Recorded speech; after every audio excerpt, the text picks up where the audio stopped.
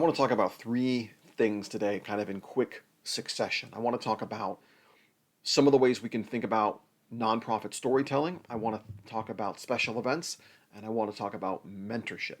So, first off, with stories. I was talking with someone the other day about how to utilize the stories that this individual was getting from donors and former clients and volunteers. And because I use a lot of food-based analogies in my work, I had a food-based analogy. And I said, let's really think about each of these stories as an ingredient.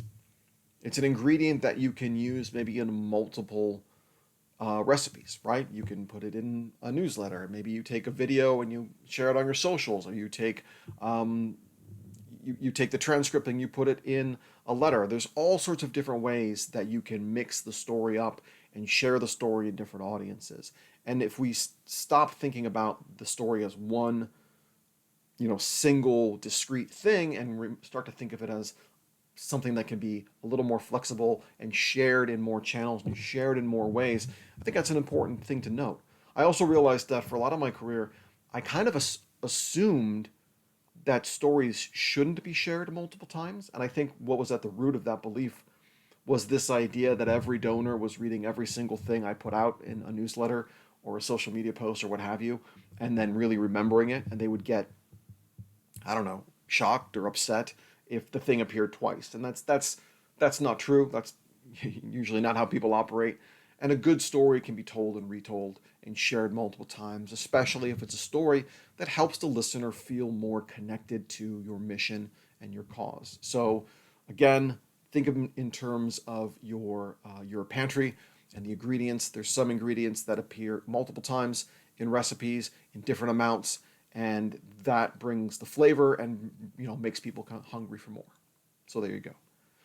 The second topic I wanted to mention was special events. You'll hear more about this from me in the coming weeks, but I am leading a webinar on the 17th all about putting on an effective special event. What are some of the questions you could be asking yourself and asking your team, not only before, but during and after the event, to make sure you're getting the most out of it? This is an event, this is a webinar sponsored by Octria, and I'll include the registration link below this video. It is a free webinar, and I hope you will join me there. And finally, if you are in the Washington South Sound region and you're a member of the AFP chapter, I encourage you to keep your ears open, because we're going to be opening up our 2026-2027 mentorship cohort soon. This is a free benefit for our members. We encourage more seasoned professionals to serve as mentors to some folks who are maybe either new in their role, new in the profession, or maybe transitioning from, annual giving to major giving or something like that. It is a great program. I was really involved with it in Orange County. I'm happy to be involved with it here.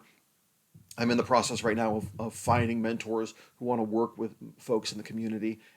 If you think you want to be a mentor, or if you think you need a mentor, message me, let me know.